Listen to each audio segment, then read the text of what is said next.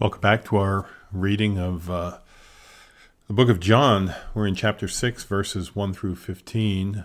Thanks for listening in. The Bible says this: After this, Jesus went away to the other side of the Sea of Galilee, which is the Sea of Tiberias.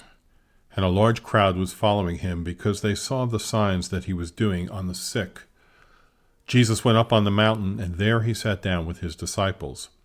Now the Passover, the feast of the Jews, was at hand. Lifting up his eyes then, and seeing that a large crowd was coming toward him, Jesus said to Philip, "Where are we to buy bread so that these people may eat?" He said this to test him, for he himself knew what he would do. Philip answered him, 200 denarii worth of bread would not be enough for each of them to get a little. One of his disciples, Andrew, Simon Peter's brother, said to him, "There is a boy here who has 5 barley loaves and 2 fish, but what are they for so many?" Jesus said, "Have the people sit down." Now there was much grass in this place, so the men sat down, about 5,000 in number. Jesus then took the loaves, and when he had given thanks, he distributed them to those who were seated. So also the fish, as much as they wanted. And when they had eaten their fill, he told his disciples, "Gather up the leftover fragments, that nothing may be lost." So they gathered them up and filled 12 baskets with fragments from the 5 barley loaves left by those who had eaten.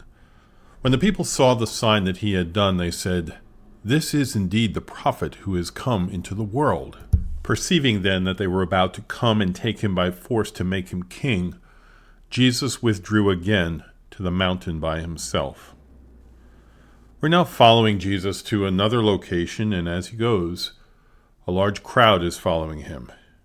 Note that they were not following him because they believed what he was teaching, but they were following him because he was healing so many people.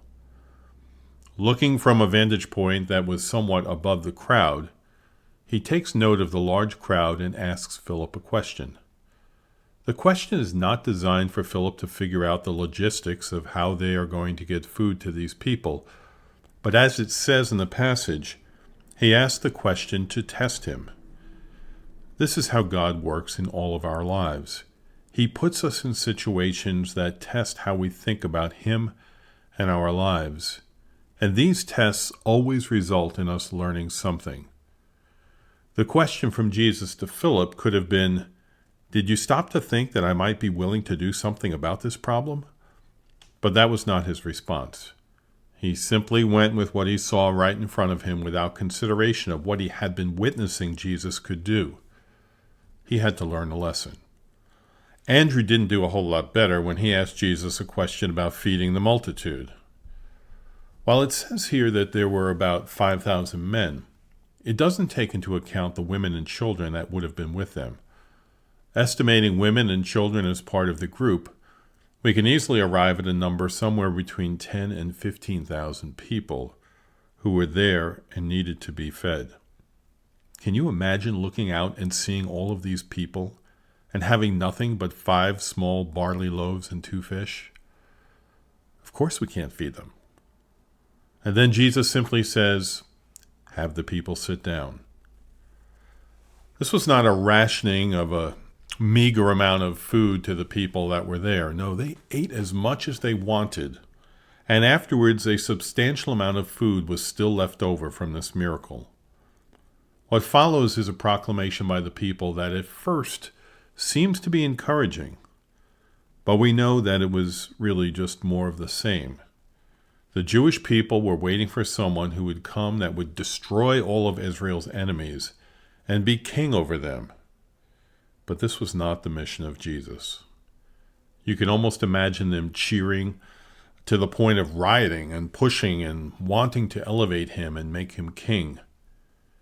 There is no comment here from John that says how Jesus felt about their response, but as I read it, I would imagine disappointment, even sadness. Following that, he withdrew again to the mountain by himself. Let's wrap it up. In this passage, we see Jesus providing food for the multitude in miraculous ways. There are lessons here for Philip and Andrew, the multitude, and for us.